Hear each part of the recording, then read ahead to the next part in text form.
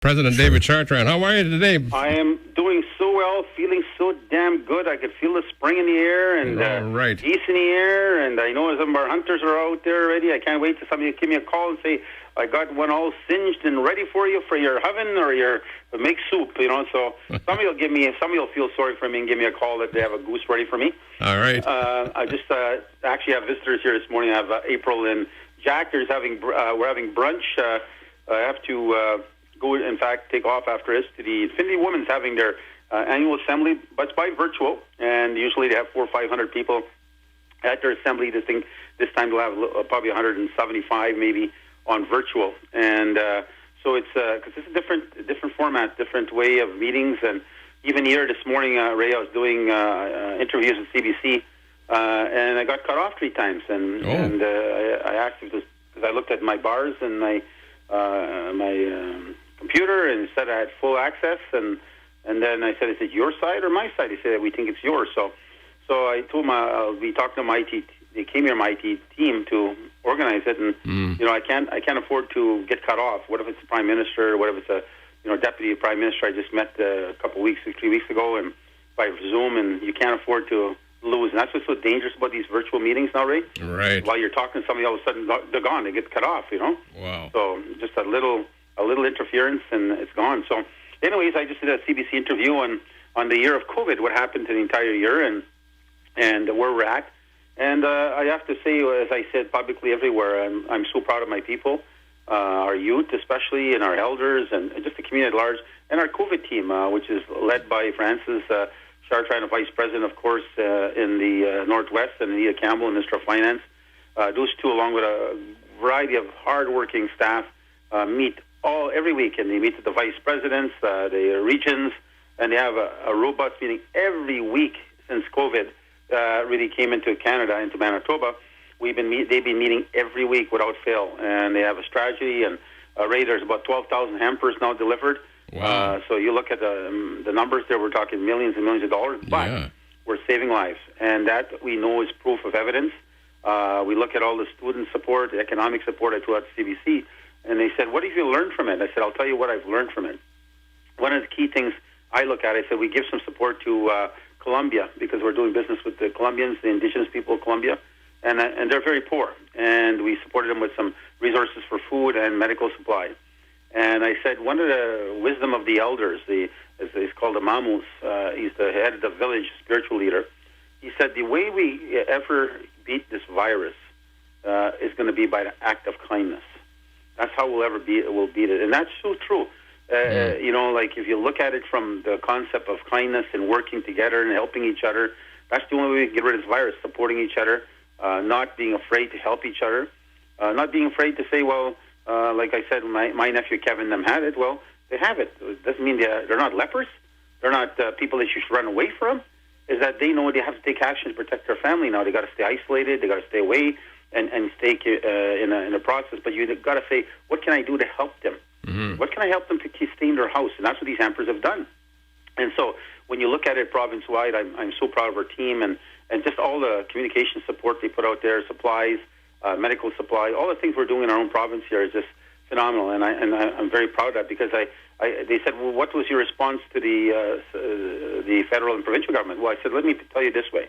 First, there'll be some hard words between us and Canada in the future, but it'll be on not the Prime Minister, it won't be the Minister, it'll be the Department of First Nation Inuit L Branch. It's called FINIB.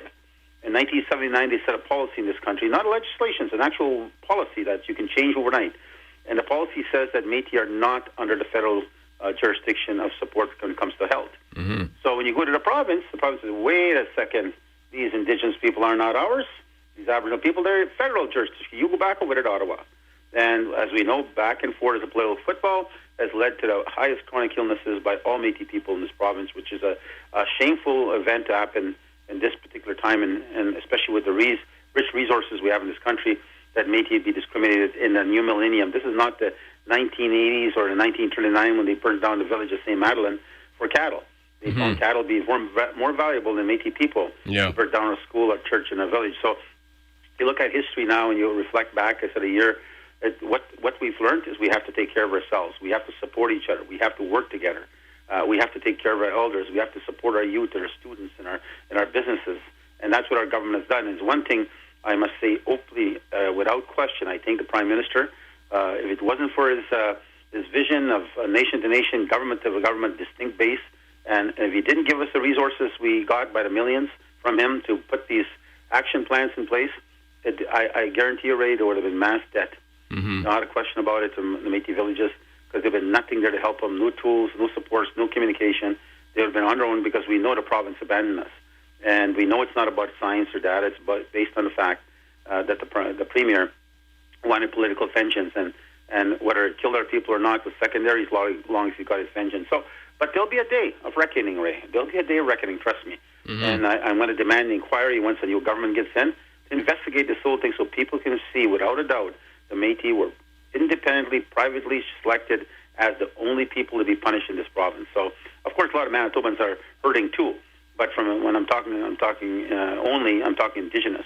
And so when you look at it from that concept, there'll be a reckoning that'll come one day for the Métis Nation to make sure that, as I said, our Métis government is strong and will continue to be so. Most of you have probably seen an ad today in a paper. It's put in the Sun full-page ad. If you haven't, get a copy, Ray, on your way home. And you'll see a full-page ad commending the Danny Smythe in the Winnipeg Police Force and all those that work in uniform. Of course, there's challenging times where the mistakes have been made, right, and where openly mistakes have been made for certain reasons, based on race or based on judgment. And but we do know that the mass majority of those in uniform always are there for a good purpose and there to do the best they can. And their morale has been hurting. They're getting hit from every angle, and it seems to them sometimes without no light at the end of the tunnel. No matter where they turn, they're going to get attacked. So, unfortunately, they have a very good chief of police in the city. He's reached out to the Métis people so many times, attended our assemblies, attended Riel, gravesite, to keep this relationship building and this trust building between Métis people and the police force. And we have many Métis people that are wearing uniforms, right, and First Nations and people of color. So we know they're there. And but overall, the police force in general, the full scale of them, they're good people, hard-working people. And one of the things I told my wife when she was helping me write this along with my team, when we were writing it, we said to ourselves, wow, just imagine if you were a police officer now today in the society versus before. Before you didn't see this so often, but now you see it on a regular basis. And if you're a woman police officer, male police officer, getting up in the morning, getting dressed, putting on your gun strap around you and walking out of your home, and then your partner saying, I wonder if you're coming home alive. Right. So because that's what the world is right now. It's such a different environment. And so think of the stress that goes through families and children knowing that their parent has gone out to protect others, and at the same time their life might be taken. So we need to show our respect to them, and that's one of the reasons why our Métis government did that, to help the morale, tell them they're important segment of our society, and they definitely play a very important role of keeping peace and definitely safety for all Winnipeggers and definitely for all Manitobans and Canadians overall when you look at the full uniform. So you'll see that in there. So again, it's just a Métis government being proactive as usual and trying to do their part to show our respect to all those that wear uniform, whether it's nurses, firefighters, paramedics that risk their lives to go out there, military, the list goes on and on and on. And so we have to say thank you to all of them. And but I hope the morale will pick up with the Winnipeg police that we do believe in them as Manitobans, as Winnipeggers. One of them just committed suicide a few weeks ago. The stress got to them. And, it's unfortunate that there was, he didn't hear or didn't have a chance to read his mail, what saved his life. That they have to trust in Winnipeggers. We do believe in them. And so you'll see that ad, Ray. I hope you're proud of it. And Métis government being, again, proactive in the way we do things. Mm-hmm. Right now, of course, there's that 1:30, I believe, is when the Infinity Women's Secretariat will be having their meeting. And, of course, the spokesman is Nania Campbell. I'll be speaking there today, is by virtual. And I look forward to echoing the sentiments of a lot of the statistics that we have now today. And a lot of them, for people listening right now, should be very proud of their mothers, their aunties, their nieces, and all those, or their daughters that have gone out and really are pursuing careers in such a vast amount of different fields. And the data we see right now, Ray, for example, post-secondary students, out of the funding we're giving, we give $5,000 now to every student at post-secondary. We're quite surprised. Not surprised, it's the wrong word, because we know that women are very strong in the Métis community. That's one thing we know and always known. Look at our cabinet, most of them made are women. Yeah. And you look at our management, most of it are women. Yeah. So when you look at it overall, our women have always played a very pivotal role. They're pillars of our nation. I always use that phrase. They're pillars of our nation. They're the strength. Mm-hmm. You and I have talked about being mama's boys, because it's true. The women are very, very high profile and lead our families and have a very powerful voice in our government. So when you look at it from that context, I looked and I said, look at the data it's showing right now. 70% of all the funding that students that are going out there are women. And I thought, wow, that's because that's professional. When you go to university, it's usually professional fields, whether it's nursing, lawyers, doctors, environmental degrees, or all kind of degrees you get from the professional level from university, engineers and so forth. And then when you go to college, it's usually trades, plumbing, electrical, and different sectorial fields. And so, but women in the professional area, 70% of that funding is going to women, because that shows you the amount of women going to university. It also shows you in the data now in the trade sector. That one surprised me, because trade sectors are, as I said, labor-intensive kind of employment and jobs. Mm-hmm. There, the women are beating the men again, 53% to 47%. In wow! trades. You would think the men would be more in trades, women more in professional, but it was quite a shock. They win in both sides, and so one time I was asked by a federal politician, how is it you have such a great involvement of so many women? What's the answer? What's your trick? What do you guys do different? I said, we never ever thought about it. It's automatic for us. We've never had to second guess or strategize how we get more women involved. It's just natural. Our women are leaders and always will be. So they lead our houses, they lead our communities, they lead our governments, and they've always been pillars of our nation. So that's surprised them. They didn't, based on our culture. I said, that's who we are. But anyways, that meeting is going place. I'll speak there. I had a chance to meet with Deputy Minister Watson, working, of course, in the self-government document.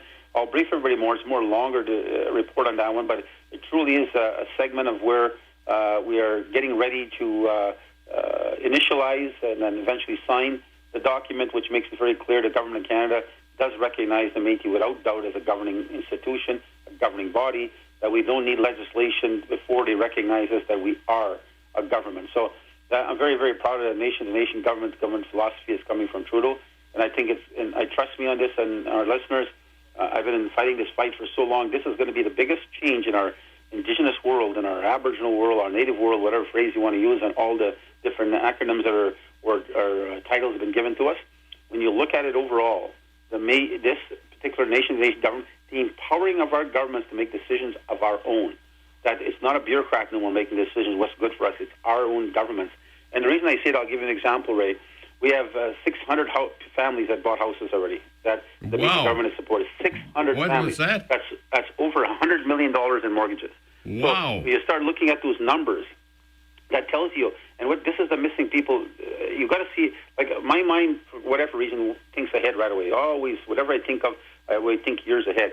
And so from that perspective, when I look at it and I say to myself, what was a missing link that kept us so far away, that kept us the working poor, the people in the outskirts always looking in, but never being at the forefront? So one of the key things is the economy of scale. And if you look at history, we used to own houses, we used to own our own lands, we lost all of that. So that set us in an impoverished state, landless people, the road allowance people, et cetera, all kind of descriptions were given of us because we were homeless, landless, and we didn't have assets. But now people need to look at this way. This direction the Prime Minister has gone is absolutely something that should happen 50 years ago. Because this 600 families, and more still are buying, Ray. We'll have probably 1,000 by next year. Mm. But if you look at it from there, we know now, without a doubt, 10 years, 20 years from now, when that mortgage is paid out, 20 years from now, 25, you will see that there will be an asset now left behind to the children. They will have a head start that they never would have had if their parents didn't have a house that they owned, and it was a value in the future, maybe a $300,000-$400,000 value. So it'll give them a head start they never had. So if you look at it from that future thinking, you'll see that this will be paying in massive dividends in 10 years from now and 20 years from now.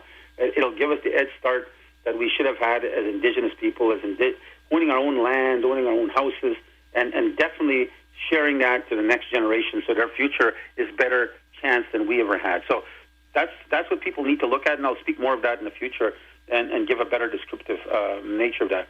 I also spoke to the President Fred Meyer at Red River College.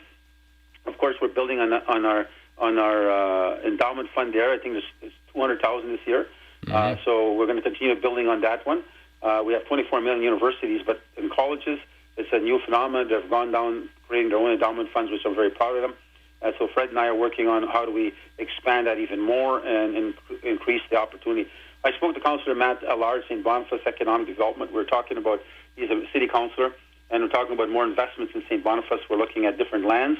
We're building a 6th unit right now, and we're looking at taking and building another facility where we have for our people, our children that are turned men or turned women, and that at the age of 21, of course, in our child welfare, we keep them, but growing out of child welfare. So we give them private homes or private apartments so they can live, and we can help them budget, help them develop and structure their stability in their lives as they move out. We don't just push them out like the old days. We actually keep them and work with them. So we're looking at building a facility for them and potentially in St. Boniface. So I also had a good chance with Senator Laboucaine Benson. She's actually from Alberta. She's a senator. She's Métis. Her mom's Métis. Her father's Ukrainian. And she's definitely very well versed on a lot of Métis stuff. And we talked about Bill C-15, the UNDRIP. And, of course, that's a very important legislation that's coming. That's the United Nations document, of course, that impacts the world and definitely impacts us here. So it is definitely it's about rights and Indigenous people. And it sets the foundation of a blueprint of how we work with government and how government works with us, including private industry and investors that affect our Crown lands and affects our Crown use of the future. So that definitely was a very, very good meeting. I think Senator Laboucaine on that meeting. So last Monday was International Women's Day, and I'll be speaking of that today. We actually had, I do want to apologize, we were going to put a sign in our billboards right across this big, giant billboards. We partnered with Patna across the city, and there was a glitch, and it didn't happen, so I wanted that to be out. And the statement we are using from our side, International Women's Day, women, the pillars of our nation. And because that's what it is, and that's something we wanted to see to share with the rest of Manitoba and the world how proud we are of our women. So I apologize that billboard did not change because there was a glitch in the process. So the other one we also did is I did a video with Cancer Care, the $1 million we donated.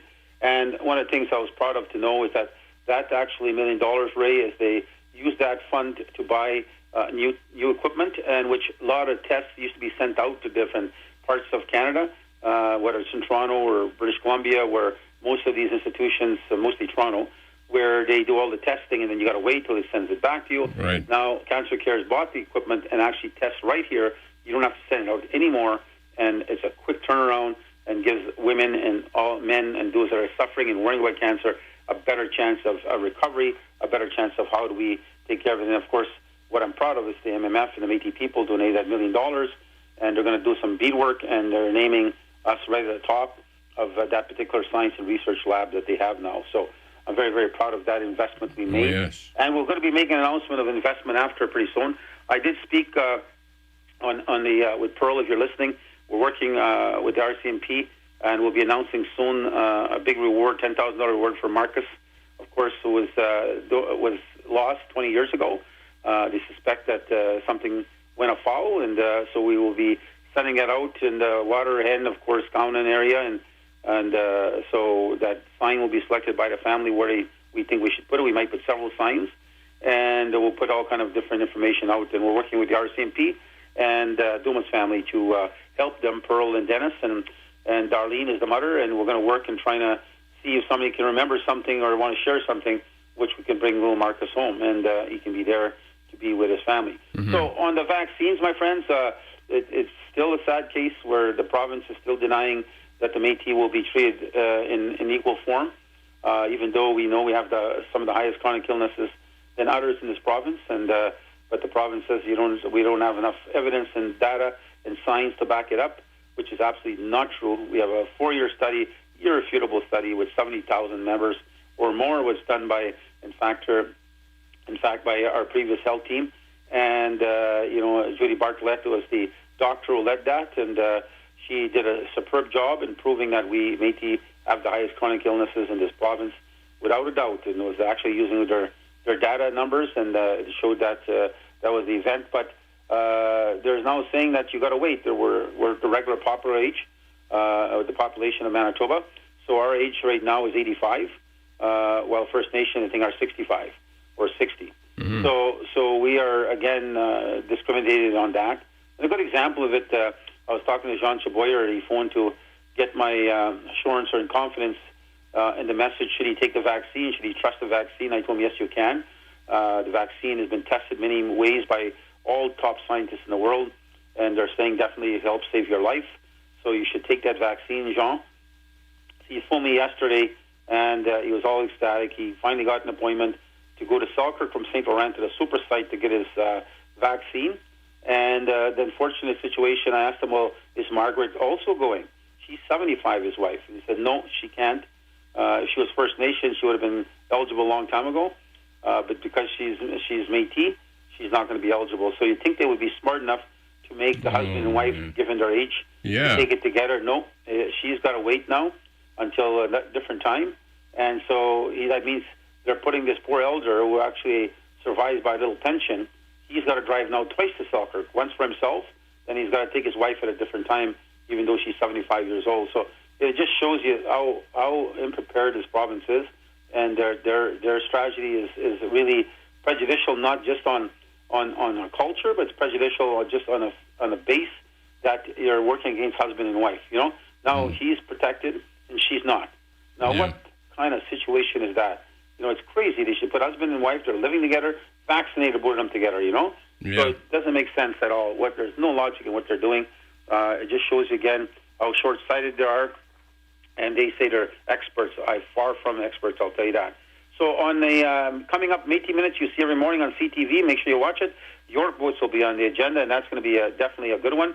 Of course, we'll talk about our role in the York boats, and I'll give a quick snapshot, so I'll let you watch it and see what I'm saying. On CTV, it'll be happening every morning on CTV News, Winnipeg News. So anyways, I have some birthdays here I got to deal with. I think, what do I have in front of me here? I'm trying to find them. I got first Bobby and Sally, the granddaughter. Their granddaughter, Jenny Ann, his name. His parents, Levi and Kate. I want to say especially happy birthday to them, or happy welcome to the Métis Nation. Happy birthday to Taylor Fleming. Of course, you know Ray, and great fiddler. Yes. Celebrating her birthday on Thursday, March 11th, and PJ's daughter.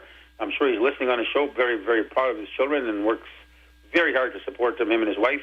And so Taylor works for us. In fact, she's leading the greenhouse strategy. So, again, she graduated, went to school for it. Now she's an expert, and I thank her for working on behalf of her people. Happy birthday to Mark LeClaire, all the way out in Ottawa. He better be listening. I'm going to ask him. I'll say something. Let's see, especially he's from St. Lazare. He's from a place. Actually, they call it Chinatown. That was the poor area of the city, or the little village. And he lived there with his family. And he's now a lawyer and works in Ottawa. He's been in Ottawa for over 30 years.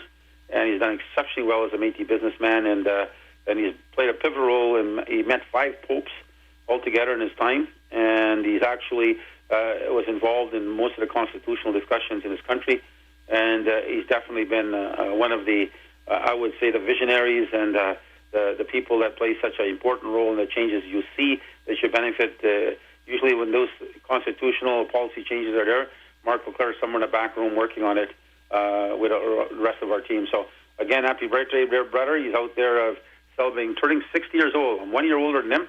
Mm-hmm. But, again, I'm very, very proud of the work that he does on behalf of the people. So, I also want to say a special condolences raised next tune you play on sending out our message, if you can, to those that lost loved ones.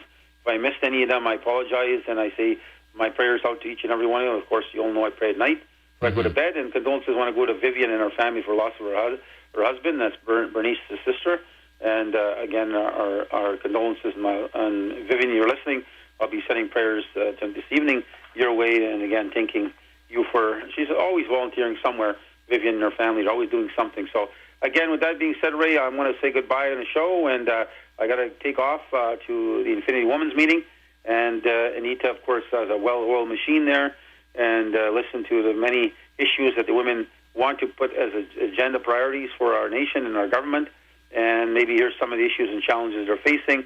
I'm sure I'm going to hear a lot about COVID and the struggles they all face. But I want to express my gratitude to all the team that's working in protecting our people during COVID. I know the variant should be scaring everybody. It scares me. We have a job to do, however, to protect our families. We need to be still cautious, even though you get the needle. And just in case, the experts are saying if you get a needle, you should stay isolated for still a week, for sure, no matter what.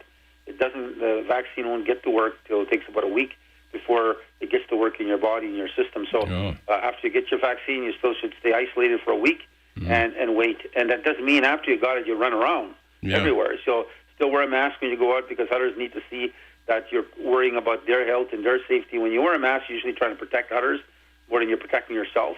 So I think for that, I still encourage everybody, wear a mask, wipe your hands, wash your hands, and stay as much as you possible around your house, around your family, and those that you associate with every day. For example, in my office, I stay close to Kat, April, Dustin, Donald, or any of my team that's close to me in that circle, whether it's my staff, whether it's Amanda or Tree or Shauna. Those are the ones I only associate with. You don't see me moving too quickly around every part of the office. And this cabinet follows the same thing. So, again, with that being said, I will say thank you to all our listeners, and thank you for being safe, and thank you for helping your families and those loved ones. It's always important that we take care of our elders. And for our young people, I state over and over how proud I am of all what you've done and the leadership you provide at home, and that you're taking these things seriously and not going out.